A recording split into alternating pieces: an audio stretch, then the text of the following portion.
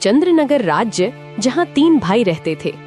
बड़े का नाम भीमा, मंझला का नाम लल्लन और सबसे छोटे भाई का नाम था भोला। पिताजी गुजर चुके हैं, तीनों भाई का विवाह भी हो गया। आज तीनों भाई पिता की संपत्ति का बंटवारा कर रहे हैं। आहा, देखो भाई, मैं सबसे बड़ा हूँ, इसलिए मैं बंटवारे का काम करूँगा। बोलो, तुम लोगों को मंजूर है? भैया, मैं तो मंझला हूँ, आप जो बोलोगे मुझे स्वीकार है।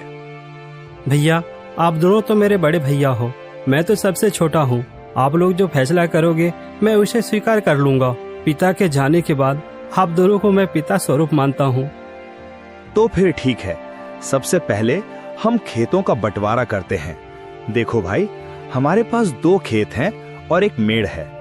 हम लोग 3 भाई हैं, इसलिए 2 खेत में से 1 मैं और 1 मंझला लल्लन का होगा और बचा मेड़ छोटा भाई यानी कि भोले का होगा। अरे वाह, बहुत अच्छा निर्णय है भैया, मुझे मंजूर है। कहो भोला, तुम तो चुप हो गए, क्या तुम्हें मंजूर नहीं? नहीं नहीं भैया, आप जो कहेंगे वह मुझे मंजूर है। अच्छा तो ठीक है, अब बारी आती है हमारे पिताजी द्वारा लगाए गए आम के पेड़ का। चलो अब आम पेड़ के पास चलते हैं। अब तीनों भाई आम पेड़ के पास आते हैं। आम के पेड़ में 2 डाली है, दोनों डालियों में आम के फल लदे हुए हैं। देखो भाई, ये है आम का पेड़। अब इसका बंटवारा भी कर लेते हैं। देखो, इसमें 2 डाली है और 1 जड़ है। इन 2 डाली में से 1 डाली मेरा होगा और 1 लल्लन का होगा और जड़ भोला का होगा।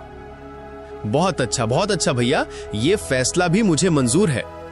आप लोग तो बड़े हो, मैं तो सबसे छोटा हूँ। मैं भला आप लोगों के बात को कैसे टाल सकता हूँ? मुझे भी मंजूर है भैया। अब तीनों भाई घर के पास आते हैं। अब घर का बंटवारा भी होना है। तो फिर ठीक है, अब बारी आती है इस घर की।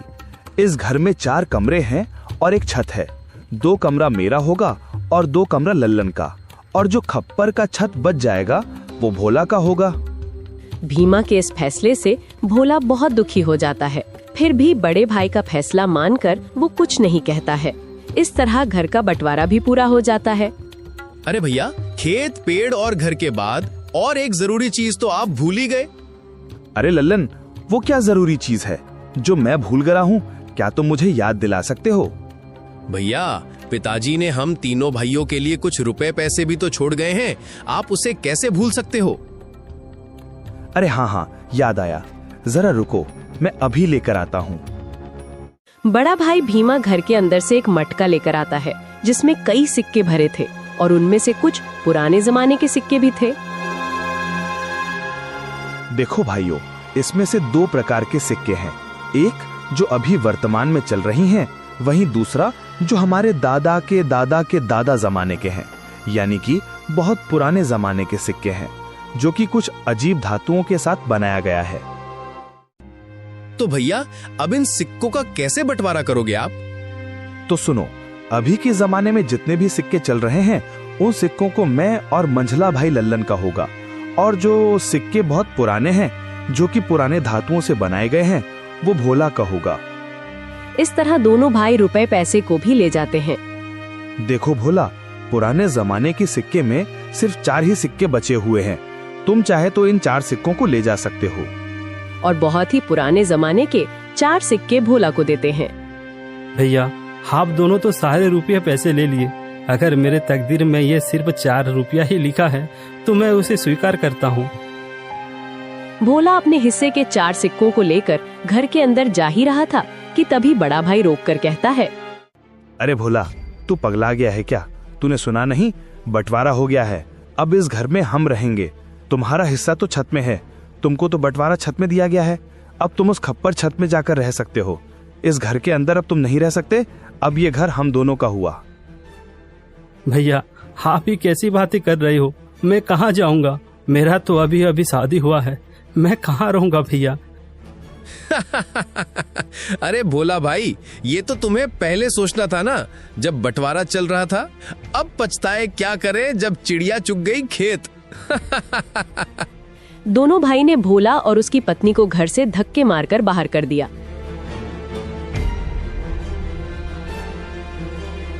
वहीं दोनों पति पत्नी गांव के तालाब किनारे अपनी एक छोटी सी कुटिया बनाकर रहने लगे। हे भगवान, यह हमारे साथ क्या हो रहा है? अब ना घर का रहे ना घाट का, कैसे चलेगा जीवन? 2 वक्त की रोटी तो छोड़ो, एक रोटी भी नसीब में नहीं है।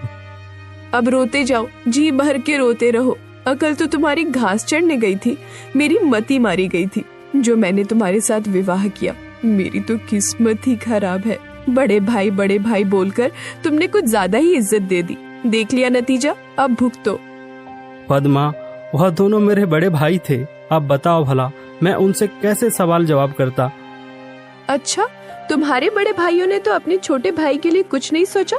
सब कुछ तो रख लिया। तुम्हारे हिस्से में क्या दिया है? खेत के नाम पर मेड़ दिया है और पेड़ के नाम पर जड़ दिया है, घर के नाम पर छत दिया है और पैसे के नाम पर ये आदम जमाने के 4 सिक्के दिए हैं। पद्मा, अब बस भी करो, और कितनी ताने मारोगी? अब छोड़ो उन बातों को। चलो छोड़ दिया, अब बताओ आगे का क्या? क्या करोगे, क्या खाओगे, कुछ बताओगे मुझे? अब मैं क्या करूं पद्मा? अब तो मेरे पास कुछ भी नहीं है। एक काम करता हूँ, मैं मुखिया के पास इन पुराने सिक्कों को लेकर जाता हूँ। शायद इन सिक्कों के बदले मुझे कुछ नया सिक्का मिल जाए।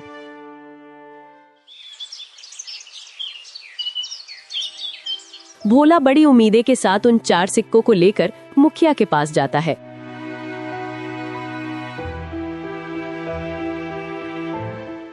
अरे भोला, तुम यहाँ? बताओ कैसे आना हुआ? मुखिया जी, मेरे पास यह सिर्फ 4 सिक्के ही हैं। क्या आप इन सिक्के के बदले मुझे कुछ नए सिक्के दे सकते हैं? अरे भोला, ये सिक्के बेकार हैं। अब ये चलन में नहीं रहा। भला तुम्हें इन सिक्कों के बदले कौन पैसे देगा? सच में तुम बहुत भोला हो। अब मैं क्या करूं? हे भगवान, मैं तो बर्बाद हो गया। मेरा सब कुछ लूट गया। अब देखो भोला, मैंने भी तुम तीनों भाइयों के बंटवारे की बात सुनी है। सुनकर बहुत बुरा लगा। दोनों भाइयों ने तो सब कुछ ले लिया और बदले में तुम्हें कुछ नहीं दिया। ऊपर से उन निर्दयी भाइयों ने तुम्हें घर से भगा भी दिया। हे भगवान, ऐसा भाई तो दुश्मनों को भी ना मिले। अभी क्या करूं मुखिया जी? लगता है मेरी तकदीर में कुछ नहीं है। मेरा मर जाना ही ठीक है। तुम्हारी दुख मुझे देखा नहीं जाता भोला, पता नहीं क्यों। वैसे तो मैं किसी के ऊपर दया नहीं करता, फिर भी तुम्हारा दुख देखकर मेरे जैसे कठोर दिल भी आज पिघल गया। एक काम करो भोला, कल से तुम और तुम्हारी पत्नी मेरे खेतों पर काम करो। मैं जितना मजदूरी दूसरे मजदूरों को देता हूँ, उससे ज्यादा मजदूरी मैं तुम दोनों को दूंगा। वैसे भी तुम्हारे पास अभी कोई काम नहीं है। हाँ मुखिया जी, मैं आपके यहाँ काम करूंगा। मेरी पत्नी भी काम करेगी। ठीक है भोला, तो फिर कल सुबह से खेत पर काम के लिए आ जाना। और ये तुम अपने सिक्के अपने पास ही रखो, शायद यही तुम्हारी 4 रुपए की तकदीर वाली निशानी है। भोला उदास होकर वापस अपने कुटिया पर आता है। भोला की पत्नी रास्ता देख रही थी। भोला अपनी पत्नी के पास आकर सारी बातें बताने लगता है। अब यही दिन देखना बाकी था। अब हमें दूसरे के खेतों में काम करना पड़ेगा। हाय रे मेरी किस्मत। अब देखो पद्मा, तुम ज्यादा ज्ञान मत दो। हमें काम मिला है, कल से काम पर जाना है। इस तरह दिन गुजरता गया। भोला और पद्मा अब मुखिया के खेतों पर काम करने लगे। रोजी रोटी का एक जरिया उन्हें मिल गया। खेतों पर फसल लहलहाने लगी। अरे भैया, इस साल तो हमारा फसल बहुत अच्छा हुआ है। हाँ भाई, इस साल तो बहुत ज्यादा फसल हुआ है। इस साल बहुत आमदनी होगा। अब चलो भैया, अब घर चलते हैं, कल सुबह फिर आएंगे।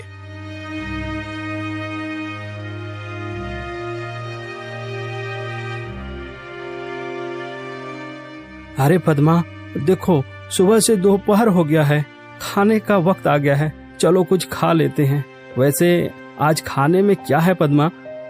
घर में जो भी थी रूखी सूखी सब ले आई हूँ, जाकर ठूसो। थके हारे भोला और पद्मा दोनों खेत के एक किनारे में बैठकर खाना खाने लगते हैं। अरे पद्मा, क्या हुआ? तुम अचानक खाना क्यों बंद कर दी? नहीं, कुछ नहीं। मैं तो बस ऐसे ही कुछ सोच रही थी। क्यों पद्मा, क्या हुआ, बताओ भी। देखो ना, हम कितना काम करते हैं सुबह से लेकर शाम तक। ऐसा कब तक चलेगा? क्या तुम्हें नहीं लगता कि हमारा कोई संतान भी हो जो बुढ़ापे में हमारा सहारा हो? हाँ पद्मा, बार बार मैं भी यही सोचता हूँ, पर क्या करें, यह सब हमारे हाथ में नहीं, यह तो ऊपर वालों के हाथ में है। पता नहीं किस जन्म की सजा भुगत रही हूँ। भगवान ने तो हमसे मुंह मोड़ लिया है। बेघर होकर हम भटक रहे हैं। हमारे भाग्य में कुछ नहीं, न कोई संतान, न कोई जमीन जायदाद। हाँ पद्मा, अब तो भगवान पर भी भरोसा उठने लगा है। भोला और पद्मा दोनों बातें कर ही रहे थे कि तभी वहाँ अचानक एक चिड़िया आकर बैठ जाती है। अरे अरे, ये देखो तो, यह तो एक चिड़िया है, हमारे पास ही आकर बैठ गई। लगता है इसे भूख लगी है, हमें इसे कुछ खाने को देना चाहिए। हाँ पद्मा, तुम इसे कुछ खिला दो, शायद भूख के मारे यहाँ आ गया होगा। पद्मा ने उस चिड़िया को कुछ चावल देती है। चिड़िया कुछ देर पद्मा को देखती रहती है, फिर चिड़िया उस चावल को खाकर उड़ जाती है। अब चलो पद्मा, घर चलते हैं, शाम भी हो रहा है। भोला और पद्मा दोनों खेतों पर काम करने के बाद अपना कुटिया पर चले जाते हैं।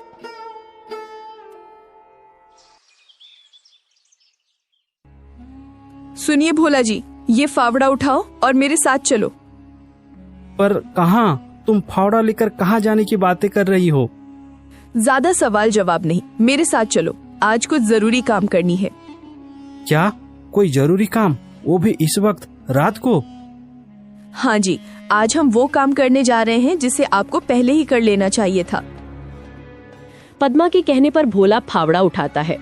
दोनों पति पत्नी अपने उस खेत के मेड़ पर आते हैं जो उन्हें बंटवारे पर मिला था। पद्मा, यह तो हमारा मेड़ है, और वहाँ पर जो फसल लगी है, जहाँ पानी भरा हुआ है, वह तो मेरे दोनों बड़े भाइयों का खेत है, और हम जहाँ खड़े हैं यही हमारा मेड़ है। इसलिए तो मैं तुमको यहाँ लेकर आई हूँ बुद्धू। और सुनो, आप इस मेड़ को अभी के अभी तोड़ दो। ये क्या कह रही हो तुम? इससे तो मेरे दोनों भाइयों के पूरे फसल बर्बाद हो जाएगा। बिना मेड़ के भला खेती कैसे हो सकता है पद्मा? ये समस्या तुम्हारे भाइयों का है, तुम्हारा नहीं। हमारा मेड़ हमारी मर्जी, तोड़े या रखे। अरे वाह पद्मा वाह, मुझे पता नहीं था, तुम तो बड़ी होशियार हो, अब मुझे समझ में आ गया। इस तरह पद्मा और भोला ने खेत के सारे मेड़ को तोड़ दिया, जिससे खेतों से पानी भर गया और फसल बर्बाद हो गया। अगली सुबह जब दोनों भाई खेत पर पहुंचते हैं, हे भगवान, ये क्या हो गया? हमारे सभी फसल तो बर्बाद हो गया।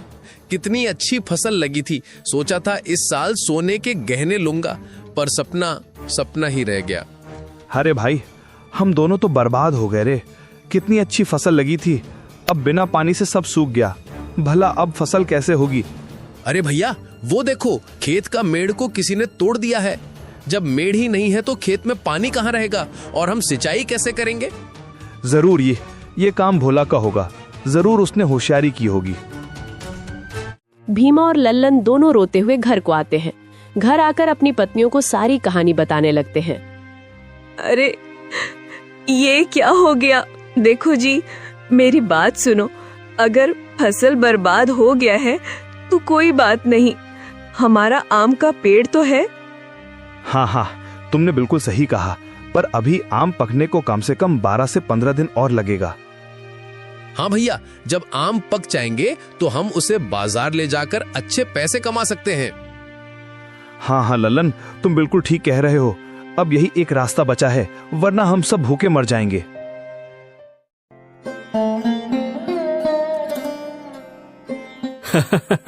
अरे पद्मा, तुम तो कमाल कर दिया, मेड़ तोड़ दिया। जैसी करनी वैसी भरनी, ये उन्हीं के कर्मों का फल है। सुनो जी, आज रात हमें और एक काम करना है। अरे पद्मा, इस बार क्या करना है? अरे बुद्धू, तुम अब देखते जाओ, वो तुम्हें शाम होने के बाद ही बताऊंगी। जैसे ही शाम हुआ, पद्मा और भोला दोनों कुल्हाड़ी लेकर उस आम के पेड़ के नीचे पहुंच जाते हैं जो उन्हें बंटवारे पर मिला था। सुनो जी, क्या यही वो आम का पेड़ है? हाँ पद्मा, यही तो बंटवारे वाला आम का पेड़ है। एक डाल पर बड़े भैया और एक डाल पर मंझला भैया का अधिकार है। तो फिर हमारा हिस्सा कौन सा है? अरे पद्मा, मैंने तो पहले ही तुम्हें बता दिया था कि हमारा हिस्सा सिर्फ जड़ है, इसके अलावा और कुछ भी नहीं। तो फिर ठीक है, इस पेड़ का जड़ तो हमारा है, इसलिए इस जड़ को रखे या काटे हमारी अपनी मर्जी। दोनों पति पत्नी आम के पेड़ को काट देते हैं। आम का पेड़ नीचे जमीन पर गिर जाता है। एक जोरदार आवाज होता है। भीमा और लल्लन दौड़कर पेड़ के पास आते हैं। भोला और पद्मा को दोनों भाई पकड़ लेते हैं। अच्छा, तो तू है भोला, तू हमसे बदला ले रहा है। आज तो तेरा खैर नहीं, तुझे तो इसकी सजा जरूर मिलेगी। अरे रुको भैया, हम इन दोनों को राजा के पास ले चलते हैं और इनको कौड़े की मार वाला सजा दिलवाते हैं। हाँ, बिल्कुल ठीक कहा लल्लन तुमने। भोला और पद्मा को दोनों भाई रात भर कमरे में बांध कर रखते हैं। सुबह होते ही राजा के पास दोनों को लेकर पहुंच जाते हैं। राजा के पास जाकर दोनों भाई ने बताया कि भोला और उसकी पत्नी ने अपराध किया है। अच्छा, तो ये बात है। देखो भीमा और लल्लन, मैंने तुम दोनों की बातें सुन ली है। तुम्हारा कहना है कि तुम्हारा छोटा भाई भोला तुम्हारा फसल को नुकसान कर दिया खेत के मेड़ को तोड़कर, और अब फल का नुकसान कर दिया पेड़ का जड़ को काटकर। कहो भोला, क्या ये सच है? तुमने ऐसा क्यों किया? महाराज, मैंने कुछ गलत नहीं किया है। खेतों की बंटवारा करते हुए मेरे दोनों भाइयों ने सभी खेत अपना नाम कर लिया और सिर्फ मेड़ मुझे दिया। अब मेरा मेड़ मेरा मर्जी, मैं तोड़ूं या रखूं महाराज, इसमें किसी को कोई आपत्ति नहीं होना चाहिए। और आम का पेड़ को तुमने जड़ सहित क्यों काट दिया? वो तो अपराध है। महाराज, जब बंटवारा हुआ था तब मेरे दोनों भाइयों ने आम से लदे हुए डाली ले गई और मुझे सिर्फ आम के पेड़ का जड़ को दिया। अब चूंकि महाराज जड़ मेरा है तो मैं काटूं या रखूं, ये मेरी मर्जी महाराज।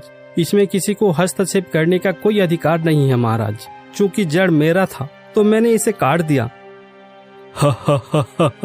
वैसे तुम्हारा भी कहना सही है। तुमने तो खूब बदला लिया है भोला। ईंट का जवाब पत्थर से। वाह भाई वाह, मान गए तुमको भोला। महाराज, आप तो भोला की तारीफ करने लगे। हमें न्याय चाहिए। मूर्ख, तुम दोनों ने अपने छोटे भाई के साथ अन्याय किया है और अभी न्याय की आस लेकर मेरे पास आए हो। इससे पहले कि मैं तुम्हें कोड़े लगवाऊं, तुम निकल जाओ यहाँ से।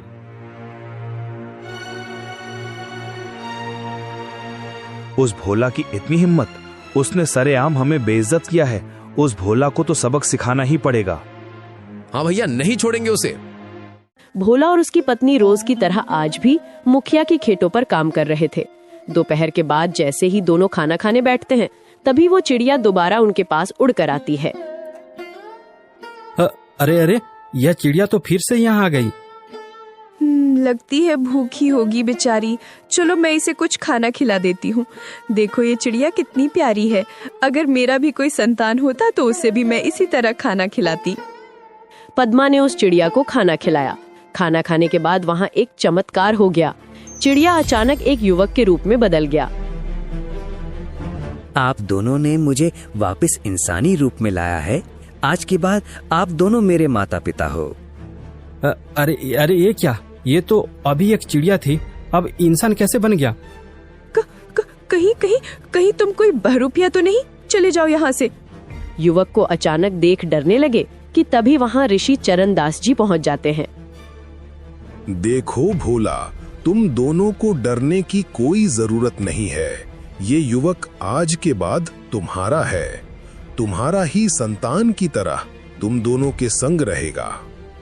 क्या ये सच है बाबा? ये हमारा बेटा बनेगा? हाँ पद्मा, तुम हमेशा नाराज थी ना। आज के बाद तुम इसे अपना बेटा बना लेना। 20 वर्ष मैंने इस घड़ी का इंतजार किया है और आज वो समय आ गया है। 20 वर्ष? बाबा, क्या कोई रहस्य है? हाँ भूला, आज से 20 वर्ष पहले की बात है, जब मैं प्रातः स्नान के लिए नदी पर गया था। तभी नदी किनारे एक बच्चा रोते हुए मुझे मिला था। अरे, ये तो किसी का बच्चा है, नदी किनारे रो रहा है। अब मैं क्या करूं? इसे यहाँ अकेले छोड़ भी नहीं सकता। एक काम करता हूँ, इसे मैं अपने साथ आश्रम ले जाता हूँ। ऋषि चरणदास ने उस रोते हुए बच्चे को गोद में उठाकर अपने आश्रम ले आते हैं। हे ईश्वर, ये कैसी लीला है। मैं एक सन्यासी, इस बच्चे को देखभाल करना मेरी बस की बात नहीं। केवल एक माँ ही संतान का सही देखभाल कर सकती है, कोई दूसरा नहीं। ऋषि चरण जी बड़ी असमंजस में पड़ गए थे। वो दिन रात उस बच्चा के बारे में ही सोच रहे थे। समय गुजरता गया और वो छोटा सा बच्चा अब युवावस्था पर पहुंच गया। देखो बेटा माधव, मेरा भी अब उम्र होता जा रहा है।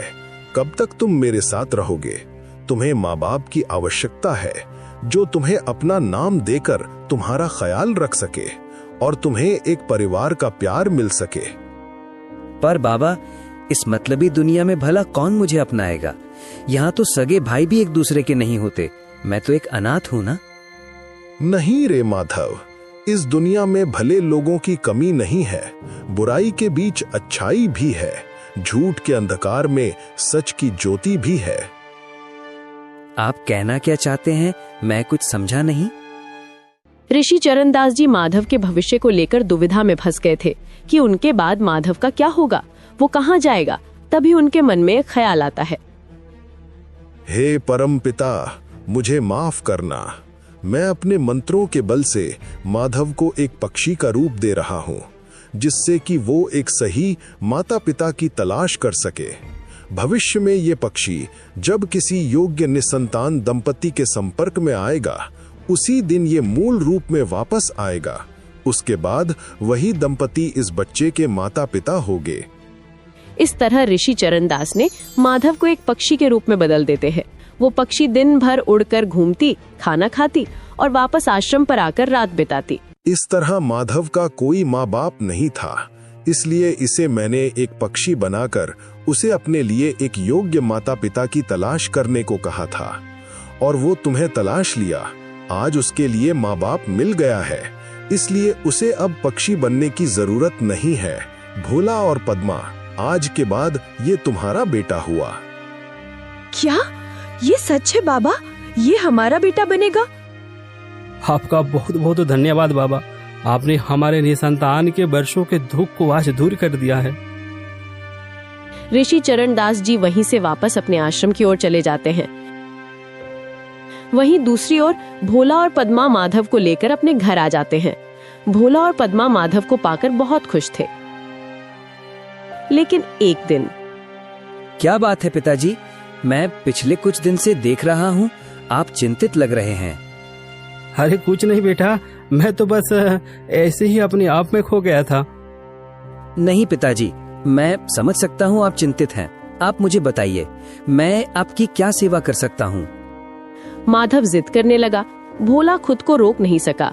उसने सारी आपबीती माधव को बताया कि किस तरह उसके दोनों भाई ने उसके साथ भेदभाव किया और घर से बाहर निकाल दिया है।